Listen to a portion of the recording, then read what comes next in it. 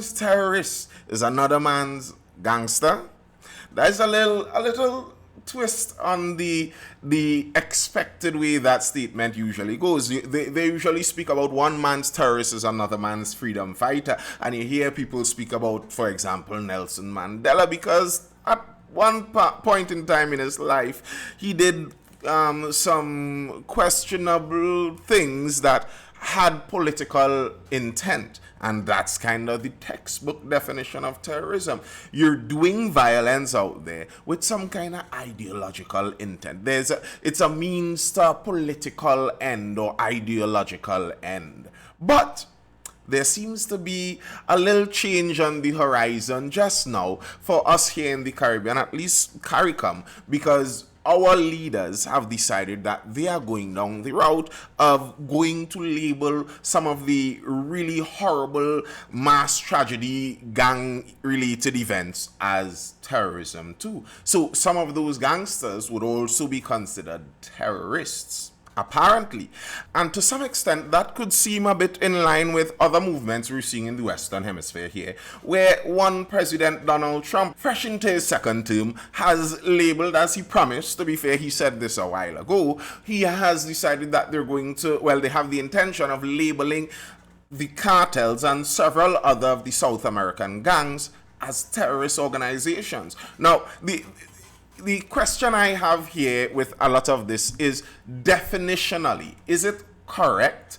And what would it change by doing this? That's what we're going to ask the question of. We're going to see if it fits definitionally, and what is the intended change that we're looking for from these things. So make sure you hit that like button, drop a comment if you have something to say. If you are not yet subscribed, please do subscribe and share this video to people who might like this kind of content. Let's see if we could dive into some of this. On gun violence as act of terrorism. The Prime Minister says CARICOM leaders have agreed to classify certain criminal acts involving guns as acts of terrorism. Dr. Rowley made this statement at the end of the 48th CARICOM regular heads of government meeting in Barbados on February 21st. The meeting was Rowley's last as Prime Minister. Last December, Rowley confirmed his intention, yada, yada, yada. That's the politics of it. Rowley, who holds the national security portfolio in CARICOM's Quasi cabinet, said notwithstanding social considerations, regional leaders agreed the changing nature of crime necessitates that certain acts of violence in public spaces now be regarded as acts of terrorism. We are talking here about indiscriminate shootings in the public space where the perpetrators endanger all and sundry. In order to address that, we believe that the legislation needs to be cognizant of what exactly we are experiencing now against what the existing legislation anticipated. They engaged the services of former Attorney General of Belize to review the legislative templates and to come up with new legislative proposals for consideration by the heads for changes to be made on the legislative side to treat with what we are experiencing against what we are surprised by. So, if I'm understanding what he's saying here correctly, he's basically saying that when we designed some of the legislation we had, when we first imagined what we are expected to see out there in society, we didn't imagine what we are seeing now. Trinidad and Tobago, I was looking at some of the numbers, 33 double shootings, a dozen triple, that's for last year alone, a few quadruple, and even I believe a quintuple. Jamaica had, I think, 8 shot, they had another one, 5 shot. It's going down.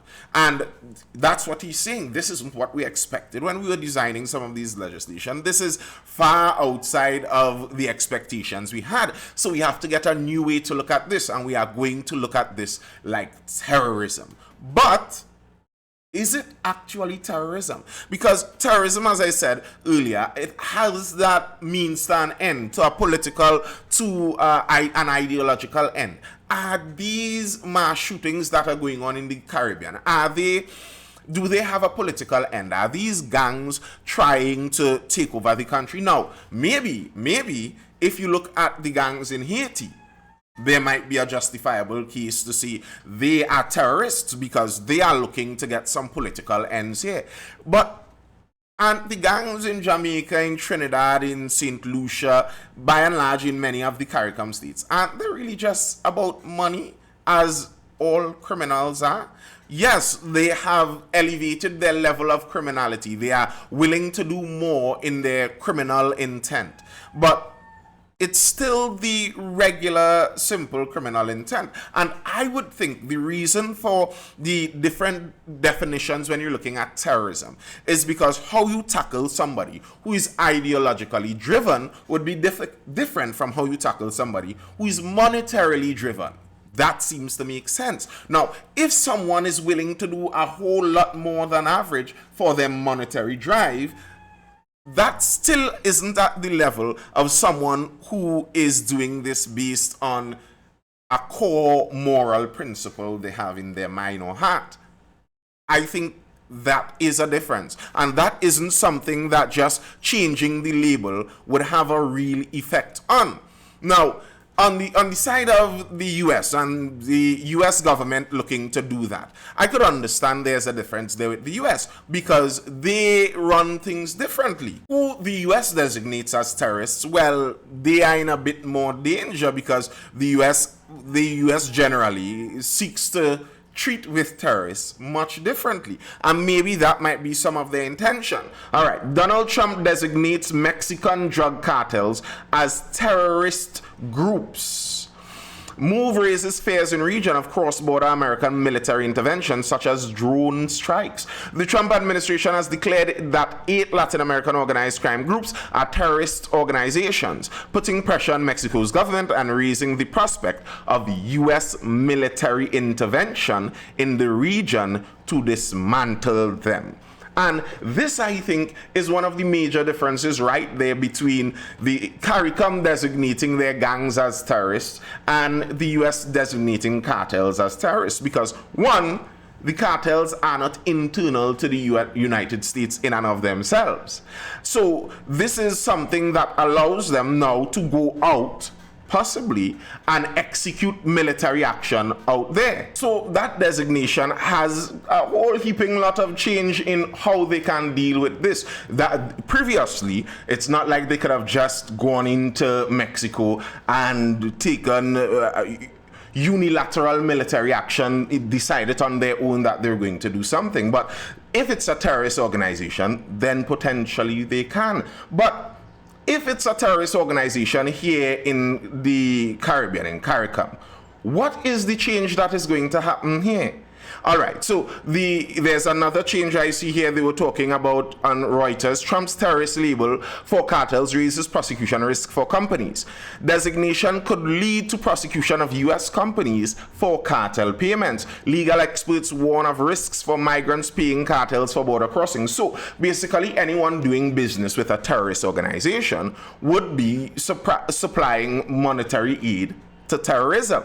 And the charge for that will be much different. Now, if that's the case here in the Caribbean, because maybe this is an avenue that we could look at, because I don't see the military intervention style doing anything different in the Caribbean. We always had the people right here. We could have always gone and charged them and arrested them if that was our intention. But okay, maybe now people who do work with these gangs would be providing monetary aid to terrorists. But the irony is, at least here in Trinidad, a lot of who provides the contracts for people affiliated with the gangs is the government.